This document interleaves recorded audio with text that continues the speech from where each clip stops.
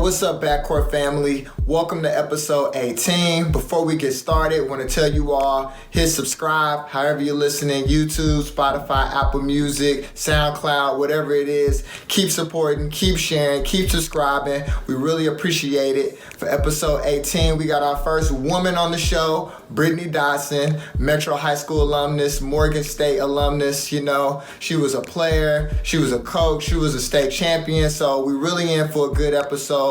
But I want to dedicate this episode to Marvin Witherspoon Sr. He was like a father figure to a lot of us. We grew up with his kids. Shout out to Brittany, shout out to Lauren, shout out to Lil Van, Marvin, Erica, the whole family, and Mrs. Witherspoon. So we really want to dedicate this episode to him. But without any further ado, let's get started. It's the Backcourt, y'all. Peace. Hey. Uh-oh. Can I see y'all? Can y'all see me? I can see y'all. I can't see you. You like God. Yeah. Hold on. Let me see. Let me fix it real quick. How y'all doing today? Chilling. All right, there it is. Y'all can see? Brittany. What's up? Let me put this screen over here because I don't want to be looking at this, Yeah. What's up? Nothing much, living life because you can't live it twice. That's real. That's it. And you gotta wear your mask and stuff. Man, ain't that a shame? Yeah, are you in the nation's capital? Where are you at? Baltimore? I'm in Baltimore, so I'm like 45 minutes north of DC. Okay. What's the scene like in Baltimore right now with COVID and everything? Like Baltimore got to be real St. Louis. It's like an East Coast St. Louis or something. Well, it really is. It really is. I mean, Baltimore, even the crime is just about the same. But I mean, I feel like it's chill. Like people wearing a mask for the most part. Like you see like random guys and stuff outside on the street in multiple groups more than 10. Like, cause Baltimore is like that. When it get hot outside, they out there on dirt bikes, they doing all that. So ain't caring about no COVID and nothing. Yeah. So, but it's cool though. I mean, for the most, when I go in the stores, everybody pretty much has a mask on, and and they have signs like no shirt, no shoes, no mask, no service. So they got it all. Yeah. Now they just started putting up all the signs in Chicago. Like you can't go anywhere inside nothing without no mask on. Y'all both in Chicago? In the Lou. Back home. I'm back to the crib now. Yeah. All right. Okay. I'm back there soon too, for real. That's real. I'm home, man. The city, we need all our people, man. I know, right? It's something that's just calling me for real at this point. Like, I mean, Baltimore got 12 going on 13 years of my life. I can move. Like, I mean, I like that it's close to a bunch of different cities. You can get to Philly in an hour and a half. You can get to Virginia. You can get to, different parts of Virginia. You can get to New York in 3.5 hours. If that, Jersey, Delaware, you get a bunch of places quick. For real. So I like being in action, but I think, home is where the heart is. That's right. Okay. Yeah, that's how I feel too. Like, what am I doing it for? Like, if I'm not going to bring it back, I know Ryan eventually come back. I'm coming back. But we got to come together. My kid's going to Metro. What you mean? I'm not. I mean, for real, is it the same? I ain't really heard a lot about it lately. We back number one in the state. Oh, okay. We ranked again too. Yeah, Metro came back. Oh, okay. They had a little rough patch a little bit. Had a rough patch, Most dynasties do, so they can't win every year, So okay. They wait for the queen to return home, you know what I'm saying?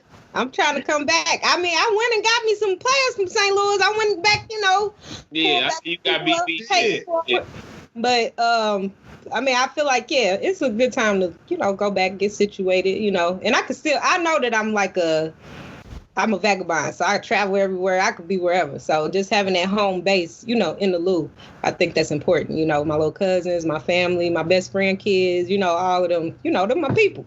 So I want to be able to, see them when I want to, do all that, and make sure that I'm, progressively, perpetuating some kind of knowledge in all of them, instilling all of these little gems, whether it's real estate, investing in the stock market, whatever, investing in yourself, Right. But just I know that I'm a positive influence in my little cousins and stuff lives. So I think that'll be, a good move, Yeah.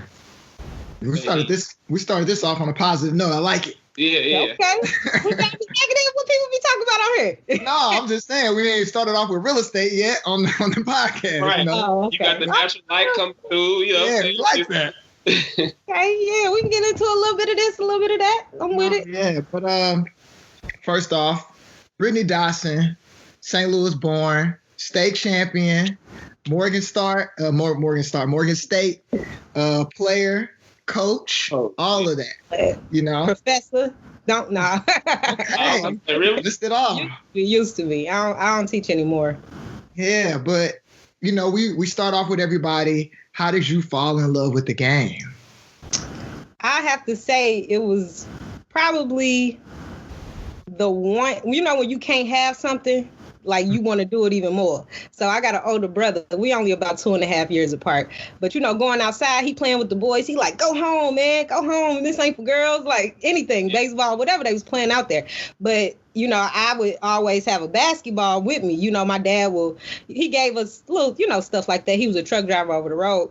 But he would, you know, always instill some kind of sports activity with us. But I would have my basketball and I'm like, yo, pick me up. Like, come on, I'm trying to get in the game. And they never would pick me up. So, you know, eventually, you know, other girls kind of came on to see my other friends in the neighborhood. They ain't really want to hoop for real. I still wanted to hoop. One of my friends, Sherelle, she wanted to hoop. She was like that. So once I got somebody else with me, I was like, all right, come on, let's go on and do it. So at that moment, like when you realize like, look, I could do this. I'm better than some of these boys. You know what I'm saying? It was really, you know, that kind of, all right, this is something that I want to do, you know, because I was a cheerleader. My mom always had us in activities, you know, whether it was dance, you know, whatever it was. But I was a cheerleader. And then I didn't, like I said, I still didn't even know how much I liked basketball like then. But I just knew it was something I couldn't really do. You know what I'm saying? Like when I wanted to get out there and play one-on-one against people and do all that. But my brother wasn't having it. He was sitting hiding on me. He was like, this is not for you. But yeah, I think I definitely just fell in love with the idea. Like, look, I can't do it, you know. So I'm rocking it out. Like, you know, so now, you know, as I grew and, you know, got older and really kind of got an understanding of the game, you know, it was more so of me realizing that, like I said, that I'm actually all right. Like I'm all right. I'm kind of good, you know. Yeah. So then that confidence keeps building, and it just snowballs into everything else, you know. Where'd you start? You start at Matthew Dickey? I originally started at Herbert Hoover, actually. So my cheerleader team, I was a cheerleader for the Herbert Hoover Eagles. My brother, he played football and stuff. And one day, Sheila and her sister, my cheerleading coach, they came in. They was like, y'all want to play basketball? And at that time, I was probably like 5 or 6. So I still wasn't thinking like that, you know, like I want to play, or, you know. So everybody was just like, all right. So it was all girls. I don't know if you remember Lachelle Livingston. Shelly, she was on my team too. So we've known each other since we was little. Okay. Yeah, me and Shelly and her family, everything. So Shelly, we was all cheerleading. They was like, come on, play basketball. So we went down to Matthew Dickey to play, though. That was crazy because we was a Herbert Hoover team, but we had to enter into Matthew Dickey, and we had to play against all boys. So it was just straight up boys. So and you know, young girls leagues, it was just like kids, like a young. Yeah, it was the little 5 or 6 and under, you know, and I'm like out there bouncing the ball all hard, banging it off the backboard. And, right. You know, you just trying to get you a shot up. But realizing that I was like super strong or something too when I was younger. Like, I don't know, I guess in comparison, because girls be a little bit bigger than boys when they little, you know? Yeah. So it was like, oh, yeah, y'all boys, move out the way, you know? So like middle school, girls be bigger than dudes for the most part. Like. Yeah, because both of y'all was little. Y'all grown men now, you know, but y'all was both little, you know, but y'all was younger than us. Yeah. I mean, 2 years, that's a big difference in my. It was a difference. I was 14. Yeah. Oh, y'all only 2 years younger than me? I'm 3 years your junior. Boy, you was what? I'm 10. You 07. Okay, yeah. Yeah, so he was a freshman, yeah. And I'm 9, yeah. Okay. So by the time you got to middle school, where was your game at? How was you? Like, were you playing on teams or were you? Well, actually, by the time I got to middle school, I still didn't get on like a real team yet, for real. So when I got to McKinley, I was kind of playing a little bit. Actually, you know, I take that back. I'm lying. I was on the team. Daryl, God rest his soul, the founder of the Rebels, Herbert Hoover. So once I was playing on that little all-girls team with playing against the boys, the cheerleading team, we turned. He saw us. He saw me and Lachelle. And Jessica, his daughter, you know, it was a bunch of people. Mm-hmm. But it was probably like, I ain't gonna say a bunch. It was probably like 5 of us. Missy, that was like, all right. So he took us and was like, made a little team. So he had that was my first introduction to a real organization. You know what I'm saying? And it's still, at the time, you can imagine in the 90s, it ain't where it's at now, or even, you know, where women's basketball is in general. So we got, you know, once I realized, like, okay, well, I kind of want to do something with this. My brother was playing with the Rebels. Everybody just down there at Herbert Hoover. He picked us up, took us to practice, did all that. So at the same time, I'm still not thinking like, oh, this is something that I can be doing, or this is, you know, I'm just trying to get out the house for real, you know? So once Daryl kind of really cultivated that team, it was like, oh, we cool. We actually good. So that was probably like 4th or 5th grade maybe. So when I got to McKinley, Regina Woods, which is Andrea Woods, Sade Adams, that's their mom. And Ms. Woods was our coach. She coached like Lauren. It was a couple other, Lauren and Ryan before. So she was already coaching. And she kind of put me in the mindset, mind you, I was playing with the Rebels. She put me in the mindset to like take it serious, right? She taught me the basic fundamental things like boxing out, use your butt. Like, you know, as a girl, you know, you probably ain't got that much hop, so you got to use what you got, you know, do what you got to do. So she was like, she really kind of put me in a different mindset. And that's when I went down to Matthew Dickey. She took me down there with her daughter. And every day after practice, after whatever, I was at her house. I took the bus to her house. I'm Goodfella and Emma. Like, I wasn't even at home, you know, and at the time, my mom, she working and stuff. So she introduced all this to me. And my mom says this all the time. She was like, Miss Woods is the one that told me, like, your daughter is actually good. You need to come see her play. My mom she ain't, you know, and by this time I was probably in 7th or 8th grade. And I was getting serious about playing AAU and stuff. I was really liking it. I'm bugging them for money. Like, I want to get these shoes and do this. And, you know, so I'm really serious about it. My mom is still just like, it's just basketball. You know, this is just an extracurricular activity. Because I never really took anything else like serious like that, you know? So once Miss Woods put me in Matthew Dickey, it was a wrap. After that, everything just happened. You know, Coach Glasgow, he kind of worked with me early on. And then it was more so the people around me that kind of lifted me up. So, and not even, of course, the adults, because they, you know, they're adults, you know, coaches, EJ, Tom, Karen, all of these people that were just had a heavy hand in the basketball community. Even Tony Khan, by the time I got to high school and stuff, Tony was there every day, you know, doing all these crazy tricks. You know, that's Mr. Basketball in the Lou now. Right. But, him and all of them, like, you know, had a little you know, yeah, rather than them saying, Dad, girl, you got a 3-point shot now or something. You like, Dad, I got confidence now, you know, like I can shoot it. Hey, you can do this, all these different things. And more importantly, the girls that were around me, right? So like Lauren, my best friend, she's a year older than me. Ryan is a year old. It was just like cool to be a good basketball player and be smart. You know what I'm saying? Like go to Metro. You play for Metro? Like, you know. That was it. That was in the city. That was it. Right there for sure. And I attribute a lot of my like success in general, because I feel like even them coming in as a freshman, you know, or going to being the little manager when I was in 8th grade, coming over from McKinley, because Katie and Becky, the managers, used to pick me up from middle school to go to the high school games and just be around, you know, just in that element, you know.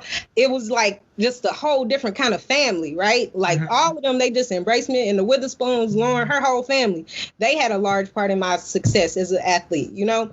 It was just a family environment, everything, you know. It was just warm. You love walking in Matthew Dickey, like who I'm about to see, what I'm about to do, you know, who we about to play. Oh, game thing, cool, strap, you know, like that's what it was. It was that warm feeling, you know. That was I would say that that time period, so like maybe the people who graduated high school, I'll say like 2000 to like all the way up until like 2010, that first decade of people. Like, so like my older cousin Kelly, she played hoops, went to Metro. Oh, yeah, yep. So she's older than y'all. So I was with Deidre and that. Like, I'm like, so I'm elementary school watching them. They the best basketball players I know. You know what I'm saying? Same. And well, guys, Niel and all them before. Right. I didn't know her. Yeah, you know, I know. Yeah. So, but it's just like that group, I would say, for the city kicked off, like you said, 2020 now, like what women's and girls basketball just in the city, like you said, you talk about people like Tony, John, what they back contributing, that started 20 years ago. And you are the, right. I'm just saying, like, it's what we saw. Yeah, like y'all was actually like Peaches in there, like Peaches won state and Gateway was like, and it was my very first high school game. Yes. Nisha, all of the Erica Buchanan, we playing Gateway. They the big dog. Gateway ain't lost the PHL championship in years. Metro ain't won one. It ain't my first game, bruh. I got on the front of the STL today, one of them some posters, I don't know what it was. I'm shooting a shot and Misha is looking like she palming the ball before it even got out my hand, bro. I'm like, this is so embarrassing. But I had like, you know, I probably had a dub or something. Like I was in they put it down in the writing like, but Brittany Dodson was the leading scorer of the game, blah, blah, blah. But y'all gonna put that picture up there, you know? But yeah, that was definitely, those are the people that I definitely looked up to. Deanna Jackson. Deanna played at Parkway South. Angie Lewis, all of these people. And Angie even had a hand coming back in and coaching, you know, even when I was in high school. You know, I was the guard, but I was kind of thick or whatever. So she was showing me post moves. I got a little shoulder action, you know, and I utilized that, of course, with the smaller guard. Yeah, you had to, it was on the block, yeah. So, I mean, all of them people, like, they set the bar high. And you think about people that McDonald's All-Americans, because you see these pictures every single day when you walk into Matthew Dickey. You see Nia, you see Deanna, you see them jumping up, winning champion. You know, you see these things. You like, dang, I want to be like them. I want to be like them, you know.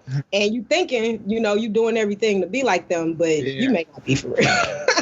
Ivy, shout out to Neil Ivy. She's still, like, taking it to new heights. Yes. You know, the same job is, like, I don't think people in the basketball landscape, she gets as a person that doesn't get talked about enough, in my opinion.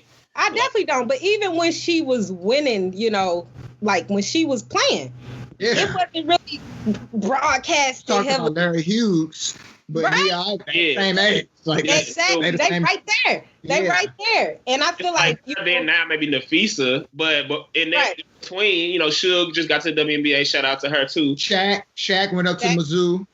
Or whatever. Shakira Jones. That went. I think she went to one of the Parkways or whatever. Yeah, she went to what school did she go to? It started with M, I think. I can't remember.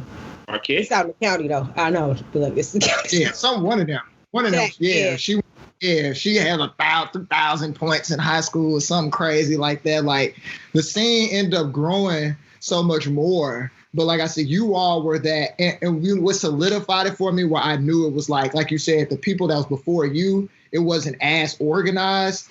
But when I was at Mizzou, I was working with the women's team, and Dottie, who was a point guard. Dottie was like, I was talking to her one day. She was like, you know Coach G? I was like, yeah, that's where I'm from. Like that's, and she was like, dang, you know what I'm saying? I was like, damn, I'm sitting up here talking to her about this in Mizzou Arena. We had practice. You know what I'm saying? And this is like that scene don't get enough like love. Like that was so much. Yeah, coming back home, I could feel it. I just seen Coach G at the V or whatever, and just seeing Tony rebuild their program and feel just the spirit. But I messed with him. I was like, you let John beat you, bro. Like, because Vashawn got a cold freshman girl right now. I was I seen her. The torch, you let John beat you. But hey, Brittany, you might be a successor. I'm putting it out there. Man, I don't know. See, I just got off an 8-year college coaching tenure. So, I mean, my next move may be a D1. I mean, unless I'm coaching my nieces and, you know, the little babies. Like, I wouldn't mind doing that. But, yeah, well, I'm going to take a little break from that for a second because that was 8 years. I loved it. Don't get me wrong. I absolutely loved it. It was super rewarding, you know, but I got to pay myself first, you know. That's right. It ain't no paying that. Yeah. I mean, it is. You can definitely get some money, but it's, you know, it takes time. It does. It takes time, connections, a lot of different elements, variables, you know. You're not at a super big, you know, D1, and you got to understand something about women's basketball too. The money, you're not getting that same money in men's basketball, you know. a lot of times we think it is, just because of the simple fact of all the Title IX and this, that, and the third, but it just doesn't add up to that. Right. They have the potential to bring in so much more money, post women, unless you are a, Tennessee. UConn and all of North Carolina. But even though Morgan is a D1, it's a mid-major. We're dealing with smaller schools, Yeah. So how was that? Talk to us about that process of winning state at Metro. The first one, right? Yeah, the first one, we won my junior year. Mm-hmm. So, and that was super special. I got to win state championship with my best friend. It was just a ball. And I only thing I really regret is not being super present in the moment. You know what I'm saying?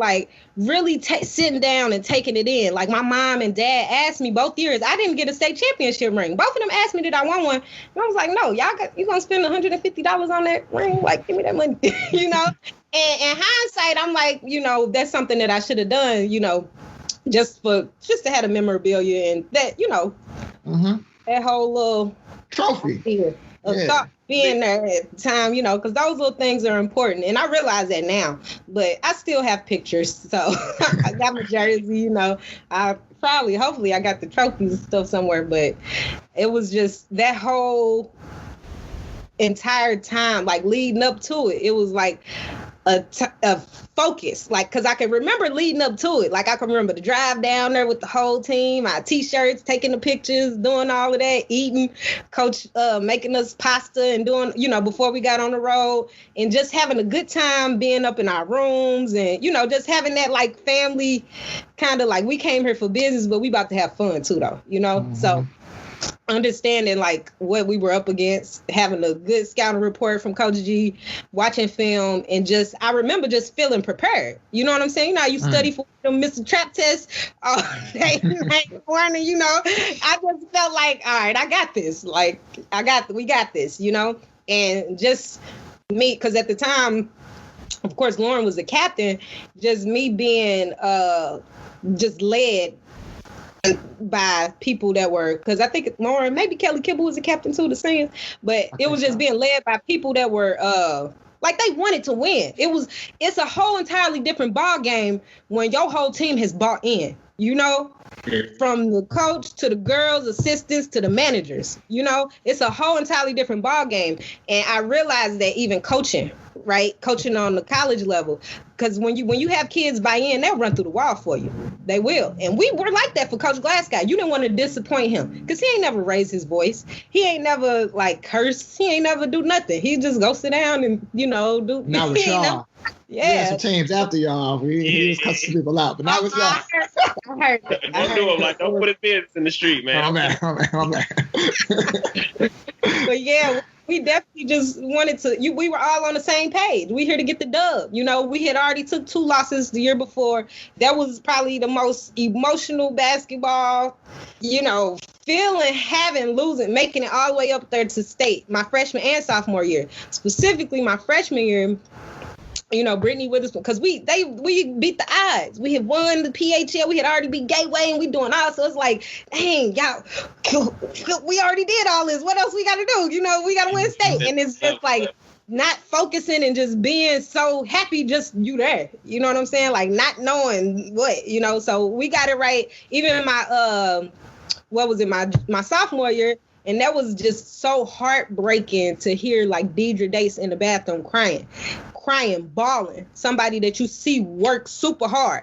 Somebody that you see arguing with her teammates because they not working hard. And people, you just see this whole entire scope of all the work and every sweat you put in to get the grades, to make the shot, to do this, to do that, to please your parents, your boyfriend, whoever you with at the time. You know what I'm saying? It's just so many different things. And as a teenager, you don't even realize that. The world is ending because you lost.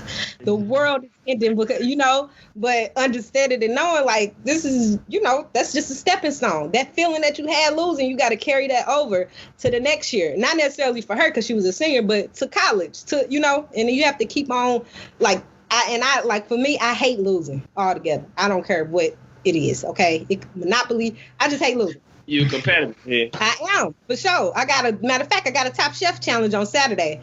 And Okay, but no, for real though, like I just hate losing. So when I got to my junior year, of course, a little bit more mature, and just a little more polished, like just speaking on myself, right? Just a little more polished, having a sense of leadership, the voice to help the sophomores and freshmen, kind of just be on track. And because by the time I got to my junior year, it was like Ebony Davis, Mo was there, Keisha, yeah. All people was there. And Mo was there my junior year. She left my. So all these different elements, and you have Lauren, who's the captain, who's like, this, we doing it just like this. We've been doing it like this, so we gonna do it like this. Then you have Ebony coming in with her attitude and doing this like, I don't care, block every shot anyway. So hey, I ain't got to, Yeah. So them defending or going at it, and then it was just a whole entirely different. Like, let me talk her off the ledge real quick. Let me, get over here and just having that big sister, element as well, and me being a big sister to somebody else, Yeah. It's just a special thing. I think in hindsight, what ended up happening was like during that time, by the time y'all won that championship, Metro had become like a real program. Because like you said, 08, 09, it was girls just going there to hoop. Yeah. Like Lauren, Brittany, all of them, either they came through McKinley, or like Kelly, for instance, she went to Gateway, but she always good too. But she was valedictorian at Gateway. She was going to Metro to study. She wasn't going to hoop. She just had happened to hoop her whole life. You know what I'm saying? But by the time my freshman, Ebony was there to hoop, and the program, the school wasn't set up for that at all. And so, like, what y'all ended up doing and like winning, it was just like.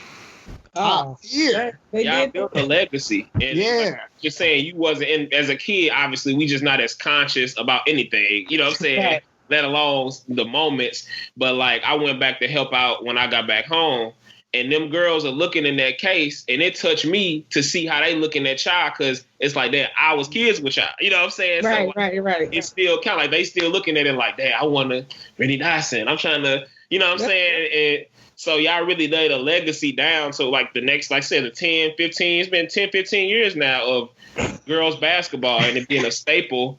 Yeah, you ain't got no older, but you know what I'm saying? Oh man, 10, but it was special what y'all created, and I didn't even realize that, like I said, that y'all had played together y'all whole life up until that point, which make it more sense. Yeah, me, Lachelle, and I definitely played up until. Yeah, we played on pretty much every team together, Lauren and I didn't play together until I got in high school. So, well, no, we played in middle school together. I'm sorry. So a lot of those McKinley girls did come up. And then Lauren dad, God rest his soul, Uncle Marvin, my dog. Yeah. Rest in peace, man, 100 grand. Hey, man. He took it over and started coaching, and he did a great job as well. He wanted to continue that legacy. It was it's an awesome feeling, like, look, and just even our parents' support, right? So not only my parents couldn't make it to every game. My mama was a flight attendant at the time. My daddy was a truck driver, but he'd be around doing stuff, But it was like everybody came together. It was no kind of rifts or, and even in the stands, it's a special thing when you look up in the stands and you done did something, or somebody did something to you, and somebody else mama down there cursing them out. With a phone mostly. No. Really treat me like a child, but and seeing all of those parents, not only those parents, but they cousins and we brought out numbers at the game, and I look back on that, realize now like that people really was like, we going to the game. It was Deshaun. And it was Metro girls. And one of my homeboys just said this to me the other day. He was like, yeah, man. One of my friends, he was like, yeah, come on, we finna go to this basketball game. He was like, oh, what? All right, I'm just wear this hoodie. He was like, no, you got to get fresh. We about to go to this game. He was like, all right. He got, a little fresh. He was like, so we walk in the Villa Duchesne. I'm like, why we here? All girls school. Like, who playing here? He was like, man, the Metro girls playing. What you mean? We about to get in this game. And he was like, and once I saw the game, I realized why he was excited. But I was like, he was like, man, y'all was fun, and y'all was. I'm like, yeah, that was the thing. That was the thing. In the he was at Cardinal Ritter. He was at Cardinal Ritter. Yeah. Yeah, because they had a squad too. Cardinal Ritter, the girls and the boys. Cardinal Ritter had always been good as well. Well, throughout the time that I saw him, throughout my life. Yeah. Gosh, I hated Cardinal Ritter in high school. Jeez. Really? Cardinal Is it still the same? Like I don't know a lot about St. Louis anymore. I mean, the girls team is still pretty good. The guys had a good season this year. Yeah, they won state. One state. Oh, they did? Right before the COVID broke everything. But class 3, is before class 4 and 5. Yeah. So class 3 was able to get theirs off, and then it was over. Yeah. But yeah, they got some talent there. Ryan Johnson doing a great job with them down there. Like, okay, they talented. They girls, they've been solid for a while now. I feel like they won districts. I know they won districts. I think they finally knocked off Metro. They finally beat Metro my senior year. In the district, they won state that year. So they won state in boys and girls in 2010. Oh, yeah. I remember that. Okay. Which they shouldn't have, but, that's for another day. But the program, like I said, and I want to get into your college, but the program couldn't sustain. That's what I mean. Because by the time all the girls from my class, none of them played. Akia Jackson fell off. Stephanie fell off. Ebony left. And all of them girls have been playing their whole life. Like, you know what I'm saying? Like, and they just was like, Akia didn't play. Stephanie went to Lafayette, but she didn't really end up playing for real. Like, they could have potentially Stephanie. All of them. Like, Stephanie was so goofy to me. She was always just so goofy and long. I'm just like, girl, dunk that ball. That's so funny. Yeah. So what was that recruitment like from Morgan State? How did you end up going to out east? Well, actually, I was getting, like letters. You get those letters your junior and senior from a bunch of Midwest schools, So I was getting letters at the time from like Kansas State. I was getting those first little inquiry letters. Indiana State, they see you at a couple tournaments and stuff. So I'm like, all right, well, let me see. We took a couple of like unofficial visits just to see, some of the campuses and stuff. Kansas State, Manhattan, Kansas, ain't nothing there, So in my mind, it was like, growing up, you saw Mizzou. We were at Illinois camps, But I also was a 5'3" combo guard. You know what I'm saying?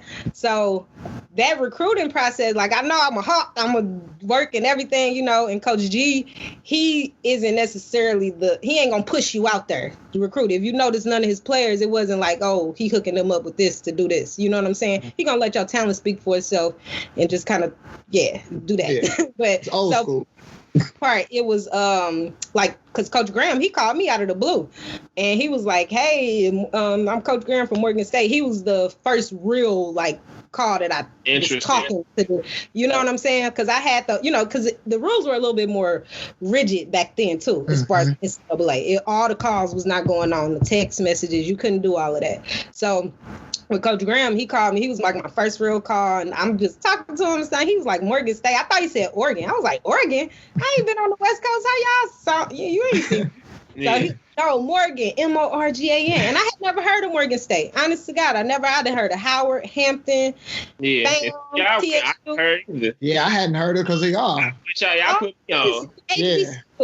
And he told me that. I'm like, all right, well, I'll come out there for a visit. I'll come check it out, And he was just like, we really want you. You can sign right now if you want. Of course, I'm going to go for the visit. But we really want you. We want TD, who was Teresa Davis. Teresa played at Incarnate Word. So they saw us together. So they wanted us as a package deal as well. So they saw us because we played on the same AAU team, the Hoops.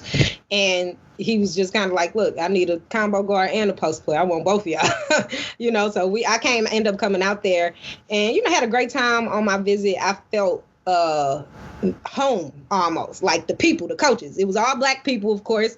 It was all like, and I felt like they cared for you, the way that Coach Graham spoke and talked. And I had the honor of even working with him side by side later on. And he's just a basketball animal. He just loved basketball. But I had the honor to work with him later on, and I just kind of see his methodology. You know what I'm saying? Because he gonna go for them players that ain't gonna be your necessarily number one pick or your 6'8", 6'9", but they gonna surprise you. You know what I'm saying? Which I did. You know, I did. I mean, I had a great career in Morgan, but it was just him calling me on the phone, like, look, you know, so he got me out there, and my mom didn't even come on this visit with me, this particular one, but he got me out there, and I was like, well, I mean, I want to go to HBCU. It was 45 minutes from Howard. Lauren was at Howard at the time, so I was like, yeah, this probably it, you know. So I waited like 2 weeks, and then I signed. I gave him my verbal.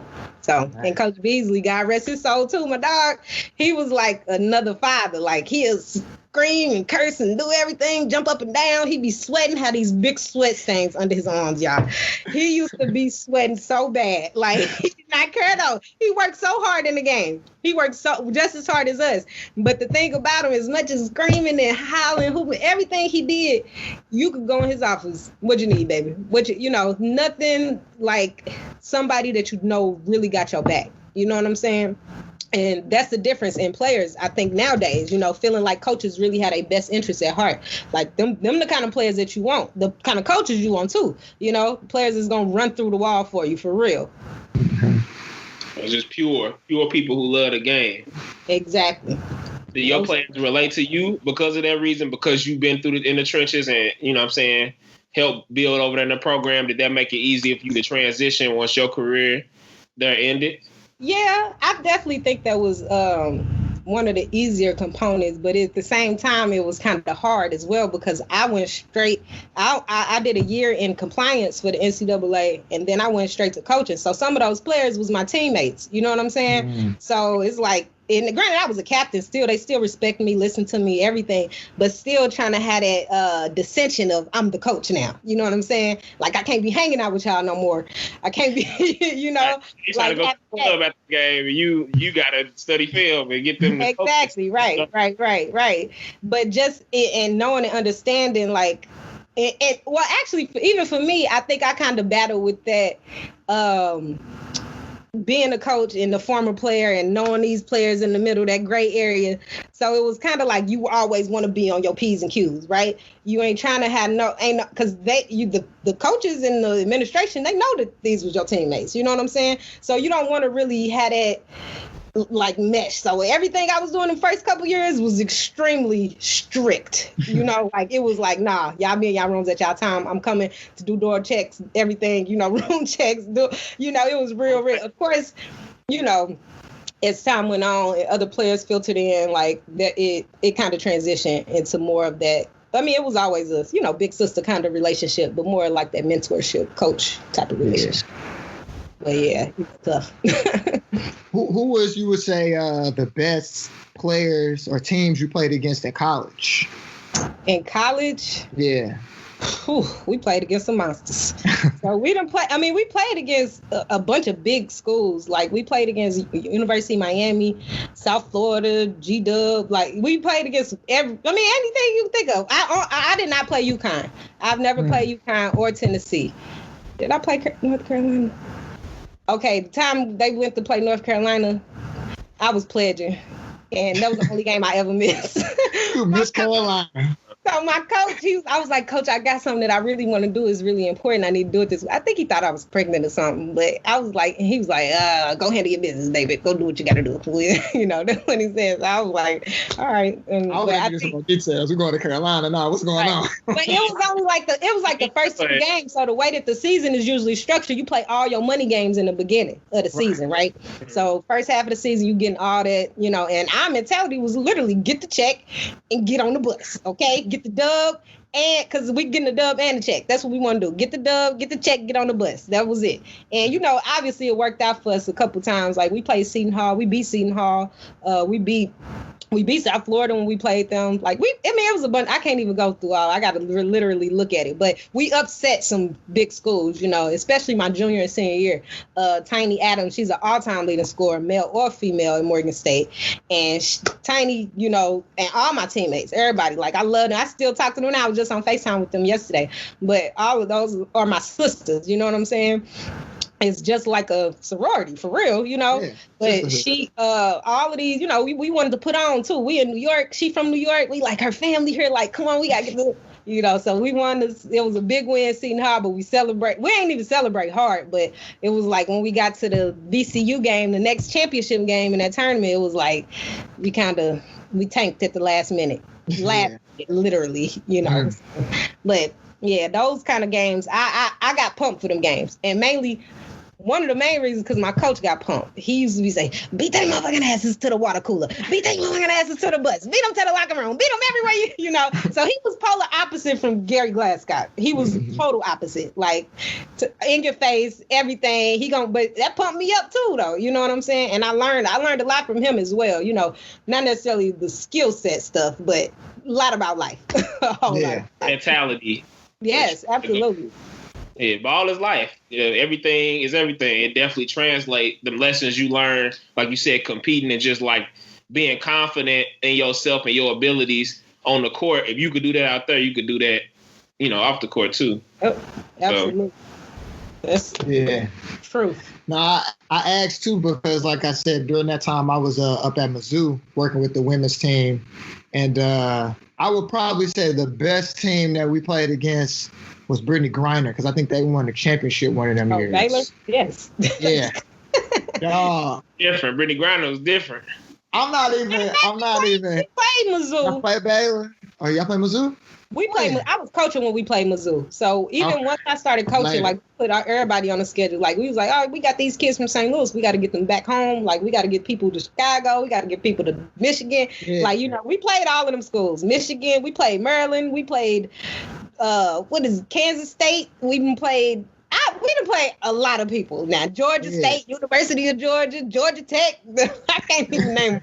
All them big schools we done played. They always searching for, somebody to put on their schedule for those preseason games, because they look at them like this a booster for real. But we looking at it like we gonna get this dub, Yeah, they thinking they should blow y'all out real quick. Yeah.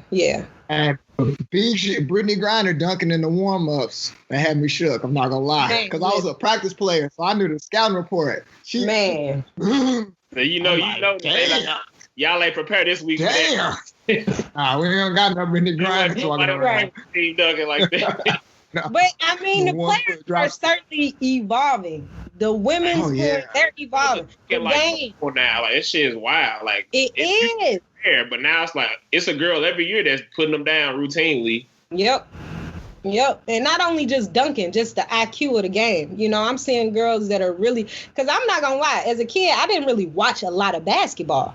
You know what I'm saying? I loved to play, but it wasn't, I didn't watch a whole lot of TV in general, but it was always something. We was out and about activities. We want to go to the fair. We want to go to Mayday Parade. We want to go to, you know what I'm saying? It was stuff to do. We was in these streets, whether we was doing something we was supposed to do or not, and just being down at Matthew Dickey a whole lot. You wasn't really just sitting up watching TV all day or playing video games. Like, we was out in these streets for real, Yeah. So not really watching basketball like that till the playoffs, you know what I'm saying? Till you getting up with your cousins or at somebody's house watching the playoffs, and we didn't see all of the playoff games now. We didn't watch them.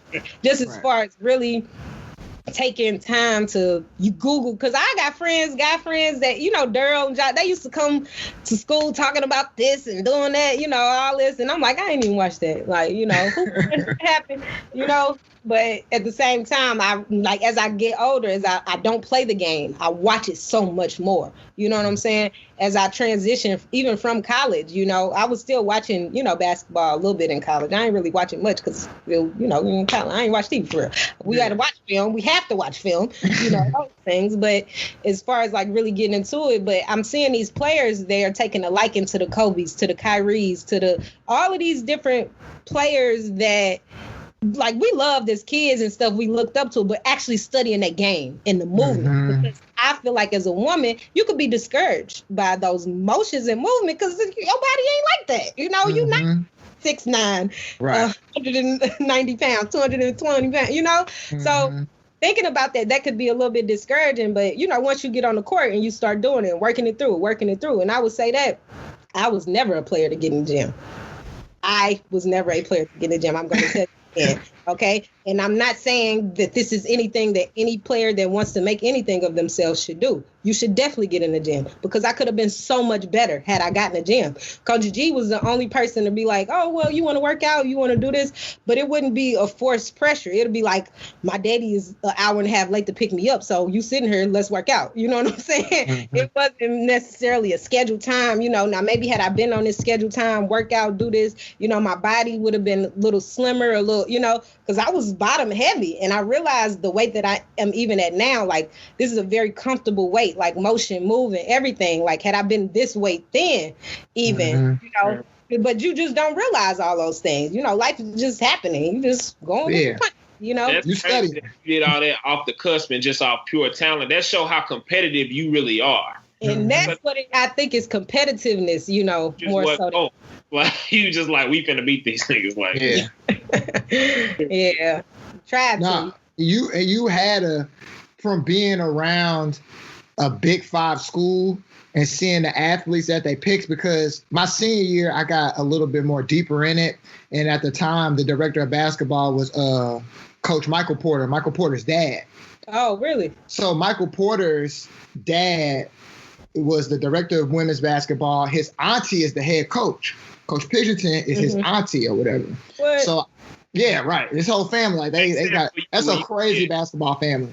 But like, I used to talk to him about like recruiting in St. Louis, because I'm sitting here, they would maybe West County, you might get they had some twins, the St. Joe, they had, here or there. But I'm like, competitively, when K-State roll up in here and Kansas roll up in here, we getting smoked because, they city girls. They locking up in this moment, you know what I'm saying? And like you said, without that, we had Toronto not too long ago. Looking at, like we said, our school, I don't think people could really understand how academic forward our school was. So the fact that we had anybody play anything after leaving Metro shows just how big of an athlete they were. And I'll say for sure, you were definitely a Power 5 basketball player. I seen it. I played against them. I seen you play. I played against them. Like, you know what I mean? Like, I had people tell me some good things about my game. Some legends, I should say, that was, But again, it wasn't that mentality when I was a kid, even getting out here, like Chanel Wright, she played at North Carolina, right? And she used to come, her daughter, Tatum Green, is about to be the next big thing, because she's 6'4", and she is in 7th grade. She's from Baltimore. Okay. She's from here, but Chanel and Tisha, Kim, all these awesome players, Kim played at North Carolina and Georgetown. Like, all these players, even Nikki Teasley coming down playing at Lansdowne, like the gym, because we was still hooping after college. Like, that's how I tore my ACL twice. We was still, these bumps up here. Now, I will say this, Maryland, they have an awesome basketball program. All of the women's basketball here is just everywhere. It's so many different players, but getting in the gym, like, and we used to go to Harris-Stowe sometimes, or Forest Park, and do pickups and stuff like that, because Chris Lewis was the coach at Harris-Stowe at the time. So he would be like, yeah, come up here, high school, come up here, beat or whoever, come bring whoever. And I realized, like, just even that, like, not doing that enough. You know what I'm saying? Mm-hmm. Like, you hooping in the gym, you find out, oh, dang, I know how to do this. Yeah. Playing. Like, don't get me wrong, I'm all about workouts. And I'm for people trying to better themselves or whatever skill, getting in the gym on your own. But you got to play. Flat out. You have to play. You got to play 1-on-1. You got to play 2-on-2. You got to play 5. You got to play. That is how you get good. That's how you get good. Just like you practicing to ride a bike, you actually riding that bike, right? So you got to practice against 5 players, just like you in a game, Yeah, that's real. That's good advice. That's something that hopefully St. Louis is developing a lot. The basketball community is leading the forefront. Like he talked about, from the Fishy Collier to Caleb Love, our amateur ranks right now is really bubbling. You know what I mean? Like, people are really checking into it. The scene is growing. And I don't know. It feels like we due for something. Like St. Louis as an area, I don't know if it's a team. I don't know if it's what it is, but it's just like something is due for the area. I mean, it's, again, and I know Coach Glass got a lot of those players that came out of his Matthew Dickey, the program, the clinics, like, because we were coaching when we were in high school. Me and Lauren literally had a AAU team in high school.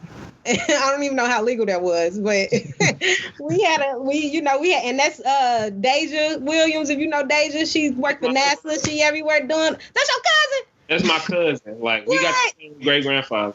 That's what's up. Yeah. And Deja was one that was she just latched on to us immediately. You know what I'm saying? Looked up to us, so you got somebody else looking. And at the same time, I'm still a teenager. So somebody mama popping crazy with me, I done went off on the lady mama, on the little mama. You know what I'm saying? I'm still trying to monitor myself. It's a lot. It was just a whole lot going on, But her even still seeing through the, the good, the bad, and the ugly for us, and just seeing everything that we did as far as basketball, academics, in those conversations. Her calling like, dang, I'm at Raleigh right now. They ain't messing with me on the team, but blah, blah, blah. And I'm like, well, what do you really want to do, Deja? What is it that you really, really want to do?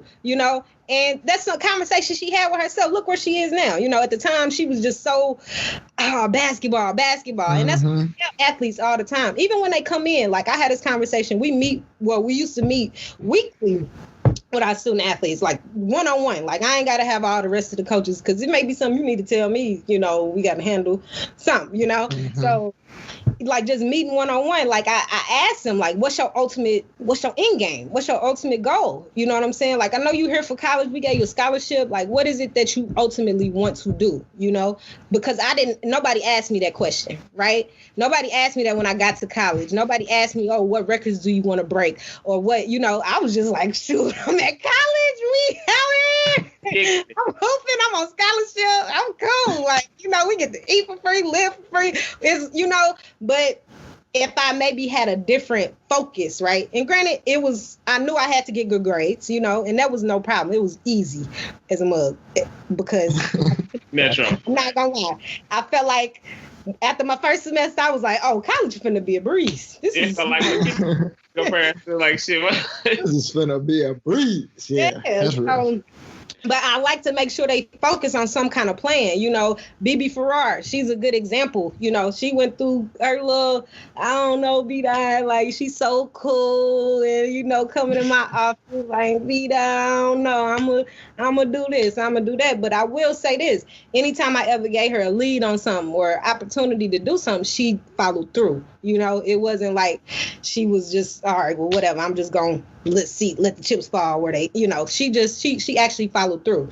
And I think even now, and that's not just with me, because we talk to these student athletes all the time, just about life situations. And as our job at HBCU specifically, I'll say this. We love our student athletes through their mistakes, right? So we ain't just going to write you off right away. Now, if your bill ain't paid, that's as far as the people that's not athletes. We going to kind of, call your mama. We going to put a 14-day hold on her, then come back and get it. We're not just going to write you off. Most PWIs, you ain't got that bill, you out. Right. Flat out. But and going back to the athletic department at most HBCUs, we try to kind of nurture you. You know what I'm saying? You can have like a couple tantrums or a couple, and that could also be one of the downfalls as well within programs at HBCU, because you may not have a huge pick of the litter to get, but you like, oh, this girl, she good, she just a little crazy. He got to just love her too. You know what I'm saying? And but understanding too, though, like I've seen kids come in and graduate totally different people, which is expected. You know what I'm saying? I did not do my job if you don't graduate here. Now I'm not necessarily saying with the job or anything, but just having a different perspective on life, having a goal, having an end game, having something lined up to do next, right? And that's what I tried to make sure that I instilled in all of them. Like, think about what you're going to, even while you're in college. Like, because, my mom always told us, you got to have 5 sources of income, So I'm doing hair, selling clothes, babysitting, make whatever, lashes, whatever I could do, So by the time I got to college, that same mindset was spilling over. You know what I'm saying? I'm doing the same thing, making clothes, doing everything pretty much. And cooking, everything, making and that's why I told them, like, some of the girls that come in, Coach B, come on, help me learn, teach me how to do some lashes, teach me how to do something, but at the same time, I know they, playing and stuff, but even them just saying, teach me how to do this so I can do something better for myself, you know what I'm saying? They're like, all right, yeah, something getting through to you, you got to be doing something, in some capacity. So it's very rewarding to see these players just jump out there and, like, some of them bet on themselves. BB just had a new clothing line come out. It's called the 5 Shop. I think, hold on now, the 5. I ain't gonna get the line to y'all, but it's 5.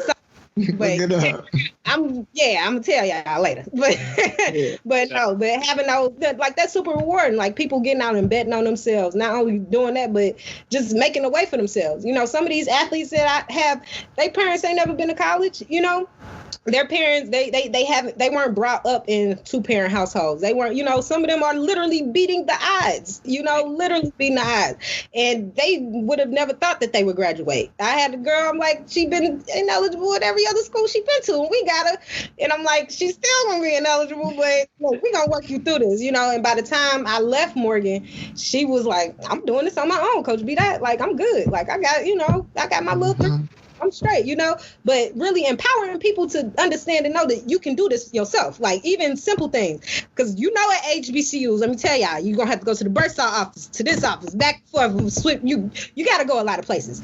So it builds something up in you. Some experience, you know what I'm saying? You learn how to fight adversity with a smile. You learn how to talk to people, get what you need, and keep it moving. So even with that, her coming from like a La Tech or, Louisiana Tech or a bigger school, she's thinking like, well, dang, coaches used to do all this for me. No, I'm going to take you one time and show you where the stuff is, and you got to go every other time by yourself. So now you going to go over there. Oh, yeah, I went over, I saw Miss Thompson. Guess what she did? She gave me a $200 book scholarship or something. I said, see, I told you, and I try to, like, make sure, because that's what it is. And that's how the world really is, too. You know what I'm saying? The more the more people connections you can make. It's not always about somebody doing something for you. What can you offer the world? What can you offer whomever? Just for whatever. It don't have to be a reward or a payoff or anything like that. But I just like to make sure that they have some kind of substance about them, when they leave. Not to say that they don't, because some kids came from 2-parent households, good families, everything, but it's just far and few in between that you got to kind of keep an extra eye on, we need guidance and we need a community. So the things that you said you didn't have, you being a person that's giving that back to your village. And I'm happy to hear that you're doing that, because like you said, these girls need it. Some people just need one break away or one hug away from going a whole different direction. And we that's the theme of this show, is unity. Yes. Even on the front home, we got to be together. You know what I'm saying? Everybody individual. So yeah, I love that. Yeah. Well, before we get out of here, like we do with everybody, we ask them their top 5 hoopers and their top 5 rappers too. Top 5 rappers and hoopers? I'm more of an R&B girl, So we're going to get your top 5 R&B artists. My top 5 hoopers. We've never done a female list. I mean, you are our first woman on the show. So you want me to do all women? But then again, I don't want to just because you're a woman. Do the women. I can do the women, but I would have to say my because I mean, like, I'm a big I'm a big LeBron, Kobe, all of them, right? Mm-hmm. Fan. I could watch LeBron play. It's like he a fucking animal. I don't know where. This team LeBron over here, you don't got to explain it. Where did we get this man from? Like, did they make him in a factory? No matter what sport that man played, he was going to be a beast. They made him in projects, baby. Out at the top. But I say, well, yeah, Kobe and LeBron, like, as far that era, but obviously Michael Jordan, Magic Johnson, seeing Magic Johnson pass the ball like that, like, it was, as a big man, you know what I'm saying? Like, that was something like that. Yeah, it was just so cool, But as far as women, like, because I feel like everybody pretty much got the same top 5 men, whatever. But as far as women go, my top is basketball, so we really know. You ain't got to do no shallow list. Like, we could really get into it. My top is gonna have to be. Or you want me to go 5 to 1? I mean, it don't got to be ranked. No, it's just your personal list. Yeah. You can even do a 6 woman if you want to. All right. So I grew up with Nia Ivy, so I loved her game. And Coach G used to tell me I played like her. I just ain't getting in the gym like her. So yeah. So Nia, number 5. Okay. I'm gonna say at number 4 is gonna be Shamik Holdspaw. Yeah. Because I had a poster up in my room. Like she was one of the. They came to Herbert Hoover when I was probably like 7 or 8 or something. They came. It was like her. And I think it was Nikki Teasley, if I'm not mistaken. At the time, I wasn't really familiar with the, women's basketball. I started, 23 years ago, something, WNBA? Yeah. Something like that, yeah. Nikki Teasley. It's going to have to be Shamik, Shamik, Holdsclaw, Lisa Leslie, just because Lisa Leslie. Lisa, man. Lisa Leslie scored like... Hooper? She scored like 100 points in a didn't she like outscore a team one time? She was in high school. Like she had like Lisa Leslie. I mean, but see, and I think I don't know because I kind of put Lisa Leslie. I got to do 2 for number 3. Okay, it got to be Lisa Leslie and Cheryl Swoops because I feel like they're because I like Cheryl Swoops. I love her. I had the shoes and all that, but it's like her and Lisa Leslie. When I think of women's basketball, you automatically think of them. Yeah, like, you know what I'm saying? They like the face. Back to this. Yeah, and I got another one too though. Don Staley too. Shout out to Don. That's my girl. I love her. Okay. Right. And when you seen her, I'm writing on that episode. You was like, dang. Hey, bro, Don Cole, bro. Yeah, Don Staley. And just watching her, she's a woman that I just look up to in general. Like I literally at the Final Four, maybe this was Final Four. I want to say New Orleans. I don't know. They had lost. They made it to the Final Four. It wasn't New Orleans. I can't even tell you. I remember you was there. They lost, right?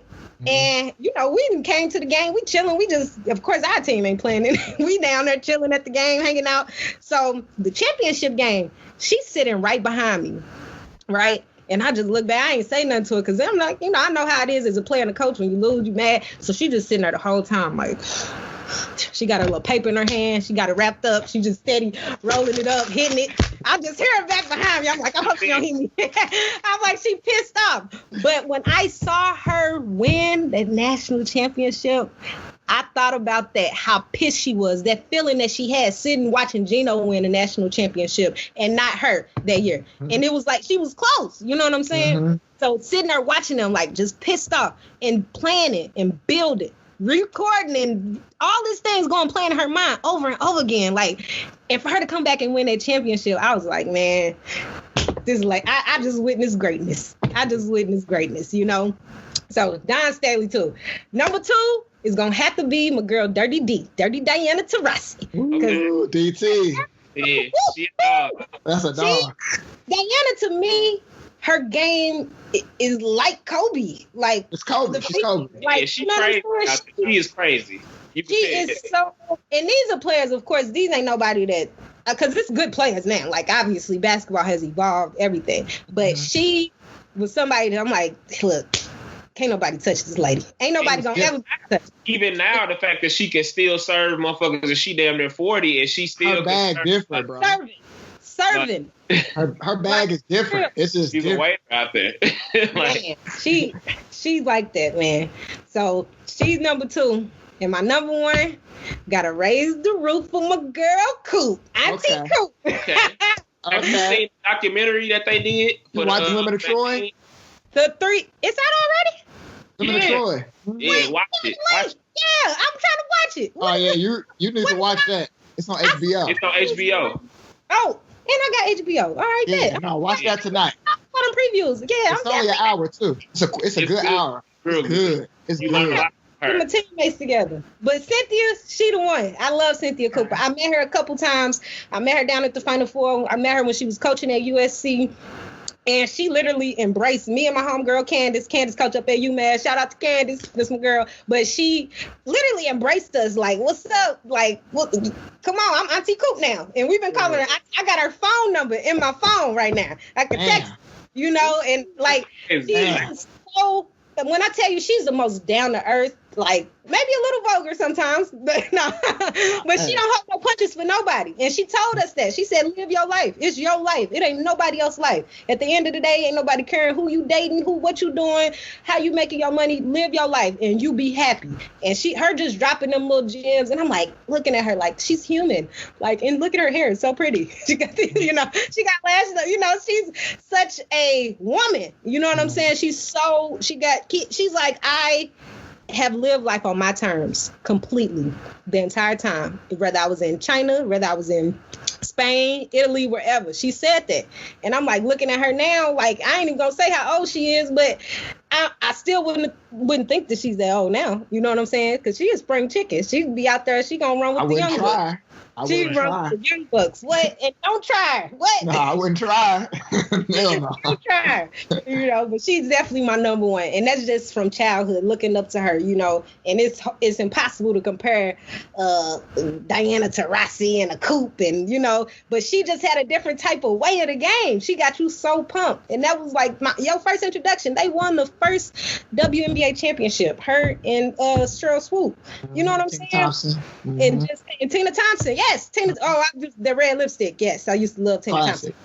Yeah, I liked her too, but I was more of Lisa Leslie as far as Yeah, they was battling. So the name you said that I definitely got to give some love to on the podcast. Nikki Teasley. Oh my God. Teasley. Oh my God. She gave us work. Oh my God. Nikki Teasley. We played this league like down here. So we played in this league. It was like every Monday and Wednesday. So if you ain't got to play or something. So Chanel, the one that played at North Carolina, she called Nikki to come play.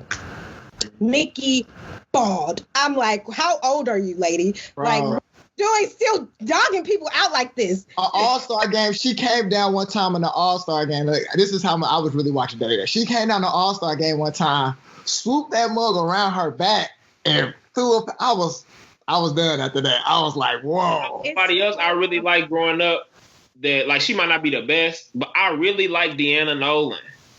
Oh, yeah. She had a run. She was like Iverson or something to me. Like, yeah. But see, the thing is, and during that time, it was almost taboo for a girl to be doing all that in the game. It's like you play hood ball or ghetto ball. Mm-hmm. That's now what it is, ghetto ball. Like her. Yeah. You know what I mean? Like she was playing like how girls trying to play now, like you was talking about earlier. Too far ahead of her time.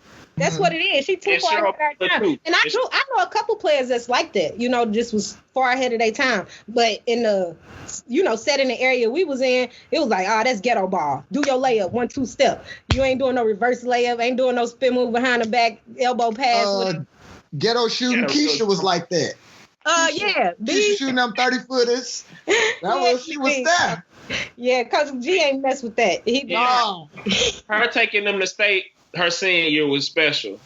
I didn't even get to come see. Because I know the girls in my class was silly as hell and shit. You know what I'm saying? So I know she really carried them like they wasn't supposed to go to state. And they went because of her. You know what I'm saying? I made Keisha my profile pic on Facebook. I remember that. Going down the state. That's what's up. See, and that's special. Like, that's a special thing to have in memory. Even though we ain't playing no more or whatever, and, and that's why I always say about athletes, too. Like, really kind of think about the time that you had and the love for the game, because a lot of athletes are bitter. They pin it on coaches, other teammates, players, etc. Like, it's your time, your life. You got to do what you're supposed to do to get what you want out of it, flat out. Yeah, you don't want to have no regrets either, because there's so many people that shoulda, woulda, coulda. And like I said, you went out on top. So everybody don't get that story. Most people crying their last game. You know what I'm saying? A sadness. Sadness, for real. And you're right. You're right. So I'm blessed. Now we need your top 5 artists. Yeah, give us. Okay. My top 5 artists right now. I mean, all time. Yeah, give us the all time. All time. Okay. So Lauryn Hill. Boogie. Okay. The Fugees. I got to put Lauryn Hill and the Fugees, all of them, they together, right together. Okay. So I got. I'm gonna have to go with Jay-Z, because okay. So look, I'll say this. Now, only reason why I get, because when I don't know words to no songs, y'all, okay? None at all. Well, some. But in high school, I was bumping Reasonable Doubt, Blueprint, everything, and I learned the words to those songs. So when those songs come on, I know the words. So I have to include that in there because this is probably the only artist. Beyonce, too, I know some of her words. She be making words up sometimes, too. But Jay-Z, I know the words to his song. Like, I ain't gonna disrespect that man and I know the words, but I can jam and rock out to some other stuff. So, two projects to take. If I had to pick two that you go to, then what I go to. Yeah, that's real. I go to. Now, these ain't in no particular order now. Okay? No. In no particular order. You're the only person to give us a basketball order. Like, nobody else is ranked.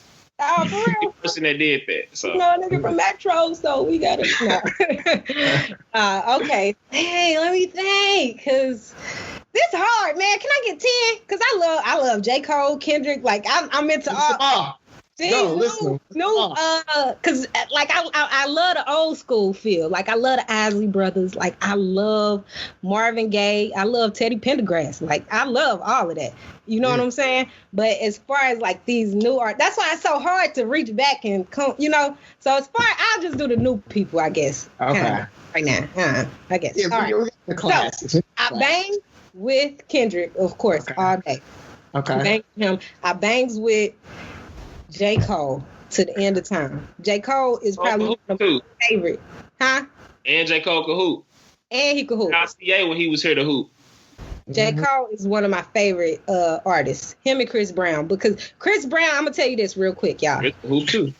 Chris Brown is, and I don't care, I ain't going to say I don't care, but everybody got something to say about this man and what he do or whatever. You know what I'm saying? You understand that, even some of the stuff he did was when he was 19 years old, putting his hands on Rihanna and all that, Like, he did this. Yeah. If people judge you on what you did when you was 19, a lot of us would be in pretty bad shape. Sure. Yeah. But just the pure talent in this man, the genius in him. This man is an artist, literally a visual artist. Okay? Not only that, this man can sing. He can rap a little bit too. He can dance his drawers off. What? Yeah. And he can act. Like, I feel like this man, he's so... one person got that much talent in them, Yeah. Like, and he's one of the biggest... It seems like it's effortless too. Like, that's what we talk about. I say, like, he's not even giving that invested. He's not that invested. He's not in the gym, like you say, but when it's state, you like, damn.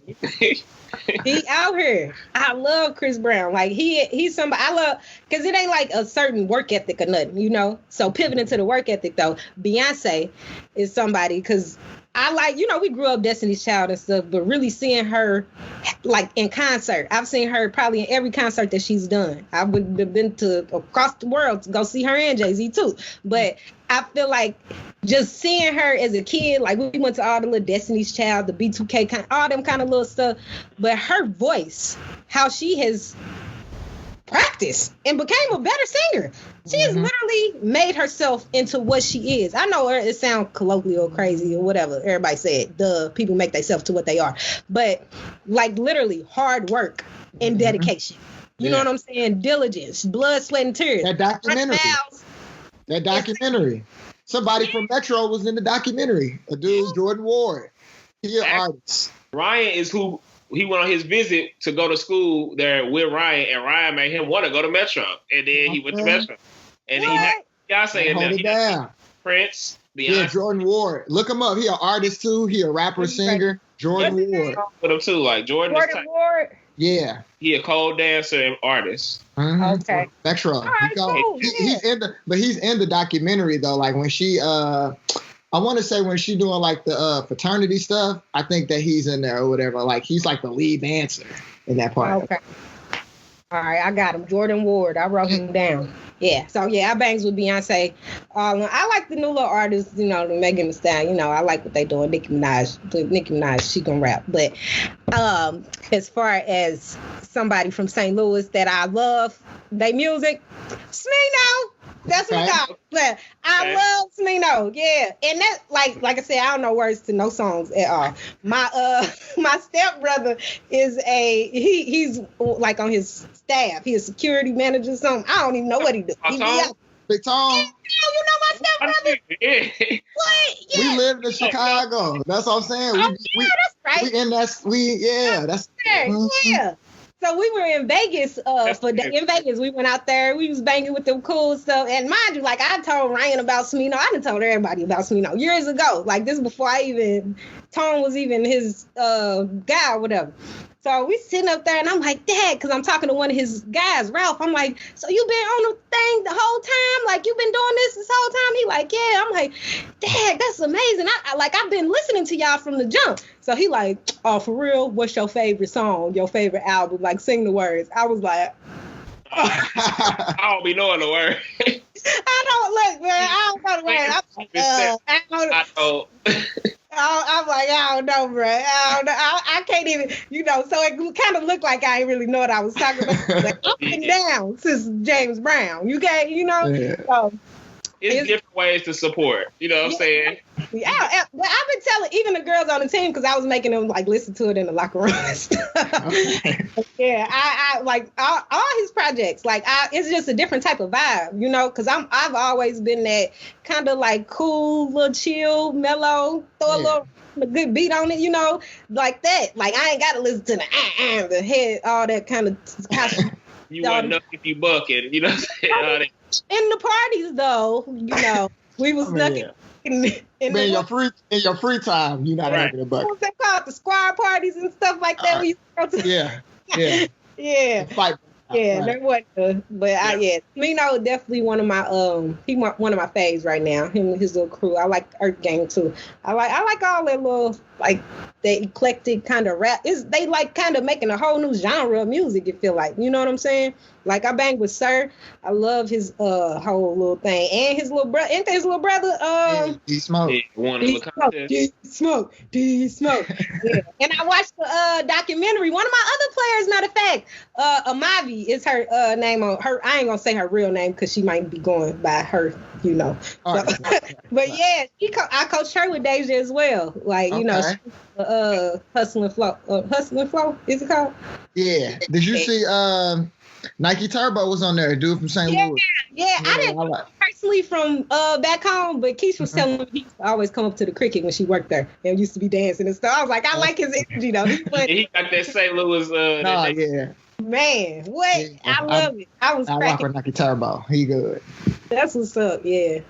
Yeah, well, I ain't gonna bore y'all too much longer. Nah. That was a good list. I appreciate you. That was a good list. A few people off, but yeah, my playlist pretty much be on a super random mix. I've been playing a little Kalani lately. She got a new little album, so I just been I ain't played that yet. I like Janae Aiko new album. Yeah, I like Janae. I don't really compare artists like that because I'm just like everybody got their own little voice, their own stuff they trying to do. But I do like Janae Aiko. She cool. Yeah. I rock with it. I'll put it on. It's a little sad. It's a little too sad for me. So I tried to get through it, but I was like, I don't feel this way. That's what I'm saying. That's the only thing. Yeah, it do be. I'm not in that mood. I'm not gonna cry no shit. So. Right. I like the Snow Allegra. Snow Allegra had a. Yeah, I like Snow Allegra. What's her name? Jordan. What's the girl? Is it Jordan? Jordan. Jordan. Not Jordan. No, not Jordan Spark. No. I can't even. Why am I drawing a blank? I can't think of her name. But she good too. I like Blood Orange a lot. I don't know if you hip to dude. Who? Ain't that his name Blood Orange? Yeah, Blood Orange, Devin Hines. Let me write that down. I'll act like old lady writing everything down. Which I think you would really enjoy that too. For the type of vibe you say you like. Is it like Channel Orange? No, it's kind of. It's not like. I bang with Frank Ocean too. I like Frank. Yeah. He's one of the more talented artists I've heard. He's probably the most talented artist in my opinion I've heard since Anderson .Paak came out. What I bangs with Anderson .Paak. But and the thing is, like, some of these artists too, I haven't like listened to enough, you know. But it's like a song or two, and I hear, I'm like, dang, that thump, like that's good, you know. But I ain't really got into it, so you don't know if that's just like they hit one time or Yeah. But I don't know. But this world is changing because all these people blowing up on all these charts. Like, because I'm not a hater.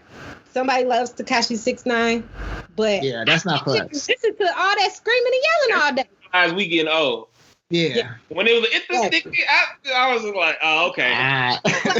This man has millions of streams. You know what I'm saying? Yeah. So you realize, like, dang, okay, well, who's really purchasing this stuff? It's kids. It's kids. Like if we didn't have devices that could like make people millionaires when we was kids, like you had to go buy the shit or not. So if your mama wasn't buying that shit for you, or you ain't had no uncle or something that'll go get it, you could live a bootleg, man. You wasn't getting it. Yeah, get a bootleg. You wasn't rocking with it. Right. You absolutely right. That's so right. Because even now, like, you think about everything is at your fingertips. Everything. The world has changed so much. You can make money. Y'all could have been watching Chris Brown on y'all phone when y'all was fucking 12 and shit, 13. I probably been able to dance a little bit better too.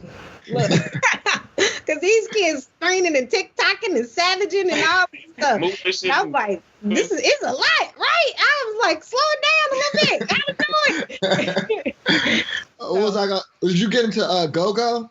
Being out in Baltimore? I mean, I ain't get into it like that, but when it come on, like, I listen to it and stuff. But it's they whole little genre. No, that's their whole thing. Yeah, but I like it, like, you know, the songs be remixed. Because one song came up today, it was like faking like, and I'm like, what? These people talk about somebody faking like a mug. It was, I'm like the words, it sound like, you know, something we could have just made up real quick sitting around, you know, but it goes, it thumps, like the remixes and stuff, the little fatty something, I don't know. But I ain't gonna get into all them words and I don't know. Right. Yeah, but Go-Go is definitely, like, this a big thing out here. You know, they used to go to the Go-Go's, be drenched in sweat, how we used to do the Palace and all that.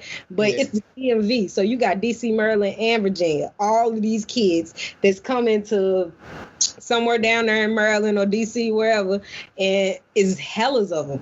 I mean, tons. And ours is just like this big in comparison, you know?